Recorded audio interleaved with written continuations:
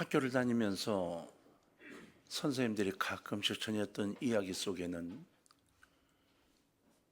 너희들 이렇게 약하게 살아서는 세상에 나가 굶어 죽어 라는 이야기를 많이 들었습니다. 강하게 자신을 키워야 해. 그래야 세상을 이겨나갈 수 있어. 이게 세상의 가르침이었습니다. 복잡한 세상을 이겨나가야 성공을 할 수 있다고 가르친 거죠. 그 강함이 육체적인 것이나 권력이나 경제력 무엇이든 좋아요. 강해져서 강하게 있어야 이 땅을 이기고 또 당당하게 살아갈 수 있다. 그렇게 가르칩니다. 김유신 장군은 이렇게 말했어요. 강한 자가 살아남는 것이 아니다. 살아남는 자가 강한 자다. 신체적인 힘이나 폭력보다는 끝까지 포기하지 않는 의지, 그게 진짜 강한 거라고 가르치는 거예요. 그렇다면 여러분, 이 시대의 중심 사상이 되어버린 진화론적 개념은 어떻게 이야기를 하고 있을까요? 다윗은 이렇게 말했습니다. 자연에서 살아남은 것은 가장 힘센 종이 아니라 환경에 가장 잘 적응하는 종이다. 아주 진화론적인 이야기죠. 시대와 환경 그리고 세상의 변화에 유연하게 대응하는 능력을 가진 사람만이 생존할 수 있다. 이렇게 가르친 거예요. 현실은 이러한 가르침에 따라 어린 시절부터 이기적이고 영악스러운 사람들로 자라나게 만들어 놓은 겁니다. 이러한 이야기 속에 자라나는 사람은 유연해야 됐어요. 밀릴 땐 밀린 척, 약한 척하고 또 밀 수 있을 땐 강한 척 밀고 들어가면서 아주 영악스럽게 세상을 살아야 했던 겁니다. 정치하는 사람들은 특별히 그런 기술을 배워야만 정치 바닥에서 살아남는 시대가 됐죠. 근데 그렇게 자라난 사람들, 그런 수단을 통해 세상을 지배하려고 하는 그 사람들, 그들이 이 땅을 지배하고 그들이 이 땅을 점령하고 그들이 이 땅을 이끌어가는데, 그러면 세상은 과연 평안한가요? 인본주의적 사고로 가득한 세상은 과연 올바른 길을 가고 있는 걸까요? 과연 권력과 힘이 올바른 세상으로 만들어 갈까요? 근데 성경은 이 강함과 약함에 대해서 이렇게 가르치고 있습니다. 바울은 고린도후서 12장 9절에서 내 능력이 약한 데서 온전하여짐이라 하신지라. 그러므로 도리어 크게 기뻐함으로 나의 여러 약한 것들에 대하여 자랑하리니 이는 그리스도의 능력이 내게 머물게 하려 함이라. 이렇게 강력히 말씀했어요. 저는 여러분 어릴 때 교회 와서 설교를 들으면서 진짜 신기한 게 있었어요. 다들 감추고 싶어하는 걸 뭐 자랑하는 거예요, 목사님들이. 어떤 목사님은 살인 미수였던 자신을 자랑하고 있더라고요. 자기가 살인하려 했었는데 그만 체포돼가지고 죽이지 못하고 원수를 못 죽이고 붙잡아서 갔는데 거기서 뭐 하나님을 만나가지고 막 그러면서 그걸 자랑해요. 아주 어릴 때 중학교 막 이제 갓 들어갔을 때 그 설교를 들으면서 저 사람은 뭐야? 목사라는데 지금 뭐 하는 거야? 그럼 살인 미수라고? 그랬던 적이 있어요. 우리 기독교는 신기하죠. 그렇게 자신이 약해진 것, 이걸 자랑할 수 있는 유일한 종교예요. 왜요? 약해진 다음에야 내가 누구인지를 발견할 수 있었기 때문입니다. 숨겨놓고 강한 척 해봐야 이 땅에 아무런 어떤 남이 놓지 못합니다. 세상이 가르치고 있는 강함이 아닌 약함의 깨달음을 바울은 요청하고 있는 거예요. 신앙의 길을 걸어가다 보면 우리 약함이 하나님을 더 깊이 경험하는 통로가 될 때가 많습니다. 하나님 우리 강함보다 약함을 통해 더 큰 일을 이루실 때가 많다는 거예요. 여러분, 내가 일을 이루는 게 나을까요? 하나님이 나를 통해 일을 이루시는 게 나을까요?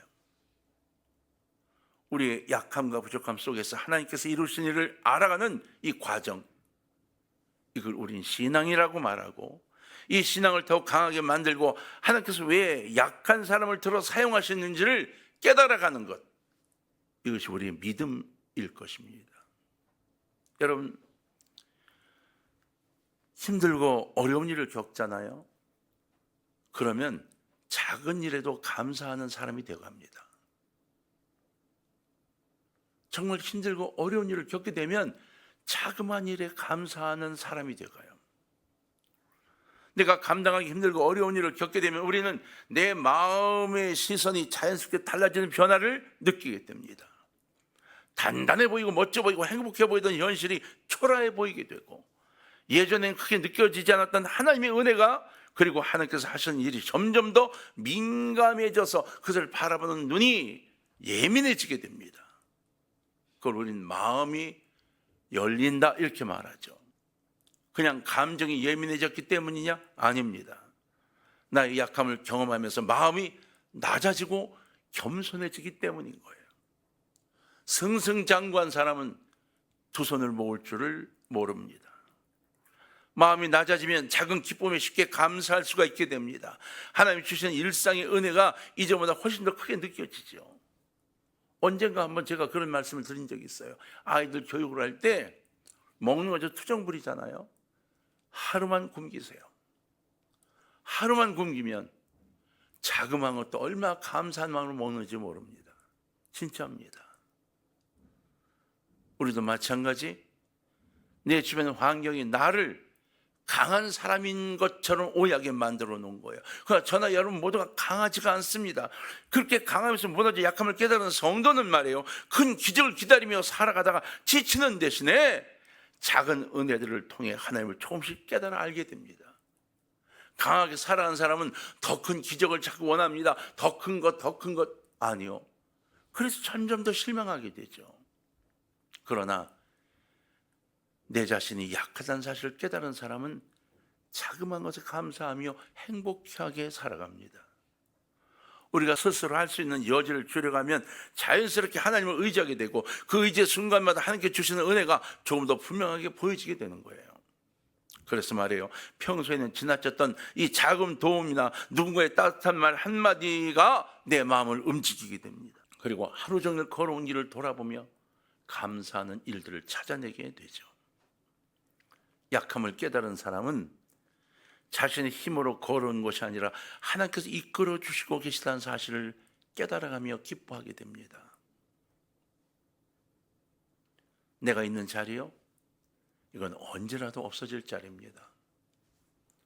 큰 회사의 이사님이세요? 대기업의 부장님이세요?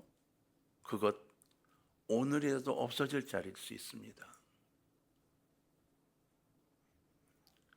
감사의 마음, 이건 억지로 만들어지는 게 아니에요. 약함의 자리에서 자연스럽게 흘러나오는 삶의 열매인 겁니다.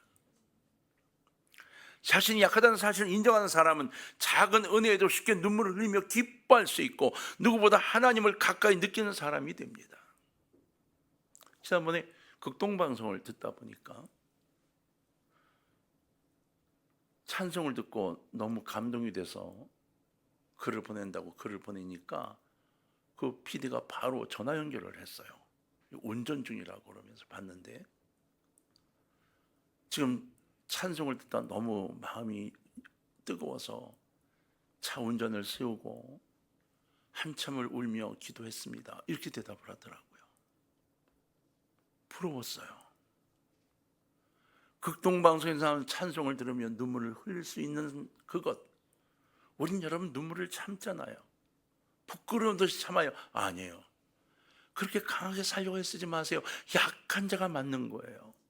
성령님 안에 여러분을 내려놓으세요. 기도하며 눈물 흘리는 자, 그 사람이 되세요. 작곡하는 이들은 눈물 흘리며 작곡을 하고, 그림을 그린 이들은 감격할 눈물을 흘리며 그림을 그리고, 글을 쓰는 이들은 눈물로 글을 써야 그리스도인인 거예요. 광야를 지나며라는 그 작곡을 한 그분의 이야기를 들으니까 너무 힘든 인생을 살았대요. 그런데 다 무너져서 정말 차비가 없어서 차비 몇 1,000원, 2,000원 때문에 울며 산 적이 하루 이틀이 아니래요. 그리고 하나님을 만나고 삶의 생활이 바뀐 게 아니라 자기 중심이 바뀌었다고. 그러면서 이 곡을 쓸 때에 며칠 걸린 게 아니라 하나님이 쏟아 부어줘 미친 듯이 이 곡을 썼다고. 그리고는 너무 감사했다고. 그런 제 인생이 바뀌었다고 간증하더라고요. 여러분, 제발 지금 강하다고 강한 척하고 살아가지 마세요. 두 손 모으고 베드로처럼 땅을 치고 참여하는 약한 자가 되시기를 바랍니다. 강한 자는 자신의 방법과 힘으로 많은 걸 해결할 수 있다고 생각해요. 그래서 하나님께 도전하기도 합니다. 하나님이 도우시는 순간을 쉽게 놓칠 때가 많죠. 그러나 약한 사람은 작은 걸음 하나도 하나님이 붙들어 주심을 깨닫게 됩니다. 별것 아닌 것처럼 보이는 일 속에서도 하나님을 느끼게 되고 하루하루의 삶을 더 따뜻하게 느끼며 살아갈 수 있게 돼요. 무의미한 삶이 아니라 하나님 동행을 감사하는 삶을 산다는 겁니다. 사랑하는 성도님들, 약함은 하나님께 쓰임받지 못한 이유가 아닙니다. 오히려 하나님께서 일하시기 가장 좋은 자리이고 하나님의 은혜를 가장 깊이 흘려보내는 통로가 되는 거예요. 그러므로 내가 약해지는 일을 겪습니까? 내가 약해졌다고 느껴지십니까? 힘들다고 느껴지십니까? 여세요. 그 통로를 통해 하나님의 역사가 흘러갈 것입니다. 여러분, 이 약함은 깨달을수록 하나님의 은혜를 더 크게 깨닫게 되는 도구가 됩니다. 하나님의 은혜를 깨닫는 것은 축복이에요. 우리가 약함을 느끼게 되는 순간에 마음이 흔들리고 어디로 갈지 판단이 어려울 때가 많잖아요. 그죠? 내가 할 수가 없어요. 방법이 없습니다. 평소에는 아무렇지 지나던 일에도 부담을 느끼고 작은 일에도 도전을 일으키게 될 때가 많아요. 이거 할 수가 없어 나는 이라고 느끼는 거죠. 그러나 신앙의 눈으로 바라보게 될 때 바로 그 약함이 하나님께서 우리를 가장 깊이 하나님께 이끄시는 길임을 깨닫게 됩니다. 약함이 드러나는 순간 하나님을 더 선명하게 바라볼 수 있게 되고 우리가 아니라 하나님이 이루시는 은혜가 마음속에 자리 잡기 시작을 하게 되는 거예요. 하나님은 말이에요, 우리 강함보다 약함 속에서도 또렷하게 다가오시고 우리가 감당할 수 없는 자리를 대신 채워주는 분이시기 때문인 겁니다. 그래서 우리는 나의 연약함을 깨닫게 될 때 하나님을 더 깊이 찾게 되고 그분의 도우심을 더 깊이 의지하게 되는 거예요. 여러분, 내 자신이 낮아지면 낮아질수록 하나님의 은혜는 더 넓고 깊게 느껴지고 우리가 할 수 없었던 일을 하나님께 이루어 주셨다는 확신도 더 깊어집니다. 그런데 이런 변화는요, 절대로 갑자기 생기는 게 아닙니다. 어느 날 갑자기 그런 변화가 생기는 게 아니에요. 삶 속에서 약함의 자리를 겪으면서 조금씩 깨달아가고 그리고 느껴지고 내 것으로 만들어져 가는 겁니다. 스스로의 힘으로 버티려 했던 삶에서 이제는 하나님께서 붙들어 주시는 힘을 기대하게 되는 삶, 그 삶으로 바뀌게 된다는 거예요. 약함은 우리를 무너뜨리려고 애쓰고 있어요. 약함이 우리를 무너뜨린다고 이야기하는 사단의 소리가 계속 들려서 약하지 말라고 요청하는 이 무너뜨림 이야기가 계속 들려오고 있어요. 누가요? 사단이요. 넌 어차피 인생이 넌 그런 인생이었어. 넌 바보 같은 인생이었어. 넌 약한 인생이었어. 그런데 아세요? 그 사탄의 음성에 귀를 막아보세요. 그리고 고개를 조금만 들어보세요. 주님을 쳐다보세요. 주님이 약한 너를 강하게 그렇게 준비하고 계신 것이 보이게 될 겁니다. 힘들고 어려우세요? 고개를 드세요. 주님이 기다리고 계세요. 기도원을 봅시다. 기도원, 그는 본인이 아무것도 아닌 걸 알아서 그 약하다고 생각이 돼서요, 이 도리깨질도 숨어서 했다고요. 근데 하나님이 기도원을 사용하셨어요. 그래서 300명밖에 되지 않는 군사를 가지고 이 승리를 이끌어가게 만드시죠. 아유, 그건 기도원 특별히, 아니요, 특별한 게 아닙니다. 다윗도 특별하지 않았어요. 그는 들판에서 온 식구들이 다 쟤는 안 돼 라고 했던 아들이었어요. 여러분, 가족만큼 확실하게 아는 사람이 어디 있어요? 근데 가족들이 다 쟤는 안 돼. 그래서 들판으로 양치러 내보낸 거예요. 그런데 하나님은 건장한 형들을 다 물리쳤어요. 호리호리하게 그저 돌 물맷돌 하나 들고 나팔이나 불고 비파치던 그 타잇을 불러다 놓고 너야 하고 하나님의 뜻을 전달한 거예요. 오늘 여러분들 반짝 들고 나를 향하여 하나님이 너야 이 하는 손짓을 느끼시기를 주의 이름으로 축원합니다. 평소에는 우리의 경험과 배경으로 해결되지 못한 일들이 많아요. 그러나 하나님의 손길을 느끼시면 선명히 역사하는 그분의 이끌림을 보게 됩니다. 여러분, 약해지심을 두려워하지 마세요. 일들이 생겼다고 어쩌면 좋으냐고 땅을 치고 막 그러지 마세요. 하나님을 만나는 시간이 길어지는 축복의 시간입니다. 바로 지금이 기도를 늘려야 할 시간인 거예요. 그 기도 속에서 하나님의 역사하심을 경험하는 시간이 되는 겁니다. 아유, 그냥 교회 안 나가 됐는데 기도 무슨 새벽 기도도 안 나가 됐는데 또 가면 또 뭐 때문에 왔을까? 그래도 좋아요. 그래도 나오셔요. 하나님을 만나고 싶어서 부르고 있는 거예요. 하나님을 만나시는 분들이 되기를 바랍니다. 사랑하는 성도님들, 약함의 현실을 접하고 있습니까? 그것은 그만큼 하나님께 채우실 공간이 많다는 뜻이에요. 내 안에 주님으로 꽉 채워질 준비가 되어 있다는 거예요. 그것은 우리의 실패나 연약함이 끝이 아니라 새로운 시작이 될 수 있다는 의미가 되는 겁니다. 약함은 하나님께서 내 안에서 나를 계속 이루어 가시는 과정이고, 그 과정 속에서 우리는 하나님을 더 깊이 믿게 되어갈 거라는 의미인 겁니다. 그러므로 약함은 두려움이 아니라 하나님께 더 가까이 갈 수 있는 은혜의 기회인 것입니다. 여러분, 약해지셨다고 두려워하지 말고 이 마음을 확인해 보세요. 약해진 사람은요, 다른 사람을 품을 여유가 생깁니다. 강한 사람은 누가 다가올 때 거부합니다. 왜? 너 필요가 없어. 넌 나한테 필요가 없어 라고 이용 가치가 없으면 가까이 하지 않습니다. 그런데요, 약해지면 다가와 나를 위해 무엇인가 하고 싶어하는 사람을 볼 수 있는 눈이 열리게 됩니다. 그래서 약한 사람은 누군가의 실수나 부족함을 보아도 서둘러 결론 내리잖아요. 아무개는 말이죠, 이러지 않습니다. 누구는 말이야, 이러지 않습니다. 왜 그렇게 할 수밖에 없었을까를 생각해 보게 됩니다. 내가 약해져 보니 나도 그랬는데 저 사람도 그랬을 거야 라고 그를 헤아리게 됩니다. 우리 교회는요, 서로가 약할 때를 돌아보는 사람들이 꽉 모였으면 좋겠습니다. 순간적인 감정으로 누가 어떻고가 아니라 이해하려고 애쓰고 그를 위해 기도해 주는 사람들이 꽉 찼으면 좋겠습니다. 약한 사람은 감정적으로 누가 흔들릴 때 왜 그래? 라고 하지 않고 왜 그럴 수밖에 없었는지 그 마음을 헤아리게 됩니다.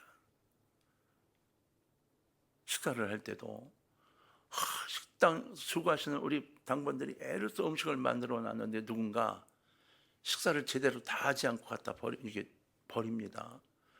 아니, 얼마나 열심을 다해 만들었는데 저렇게 퍼다가 먹지도 않고 라고 하지 않습니다. 약함을 겪었던 이들, 약한 이들은 왜 몸이 아픈가? 왜 오늘 맛있는 음식을 먹지 못할까? 마음이 어디가 문제가 있나? 걱정이 먼저 됩니다. 여러분, 옆에 사람을 바라보면서 생각 없이 앉아 계십니까? 약한 자가 됩시다. 오늘 내 옆에 앉아있는 이분은 마음이 아픔이 없을까? 육적 아픔이 없을까를 헤아리는 사람들이 되어 봅시다. 한 가지만 이야기를 정리하고 마무리를 좀 하려고 합니다. 여러분, 이렇게 약하게 되어진 사람은 따라합시다. 하나님의 사용을 받게 됩니다. 깨달음과 함께 있는 거죠. 모세를 봅시다. 모세, 그가 바로 공주 밑에서 왕자로 있었어요. 그 왕자로 있을 때는 하나님을 그냥 아무도 놔두고 기다리셨습니다. 그러다가 그가 제일 좋은 위치에 있을 때는 그냥 놔두셨어요. 자만심 때문에 이거 강한 자였거든요. 하고 싶은 게 다 됐거든요. 그런데요, 광야로 쫓겨났습니다. 40년 동안 왕자였다가 그만 매날의 목동이 됐습니다. 그 주변에서 사람 취급도 하지 않는 목동이 된 거예요. 그리고 40년을 지냈습니다. 하나님이 40년을 지내며 자기를 다 버리고 약한 자가 되어서 하나님을 찾기 시작할 때 모세를 만나 주십니다. 나약함을 부르짖을 때 그를 만나 주시고 이스라엘의 지도자로 세워주시고 당당히 애굽 바로 앞에 서게 만드셨습니다. 여러분, 제발 약함을 두려워하지 않기를 바랍니다. 약한 사람은 자신의 한계를 잘 알고 있기 때문에 하나님께서 맡기신 일을 가볍게 여기지 않습니다. 이걸 감사합니다. 야, 내가 이거밖에 안 되는데 이런 일을 맡기셨어. 할렐루야. 감사하죠. 짜증내지 않습니다. 여러분, 영적으로 주 앞으로 다가서는 분들이 되셔서 오늘도 주님 손에 나의 손을 포개고 주님 뜻대로 걸어가는 분이 되기를 바랍니다.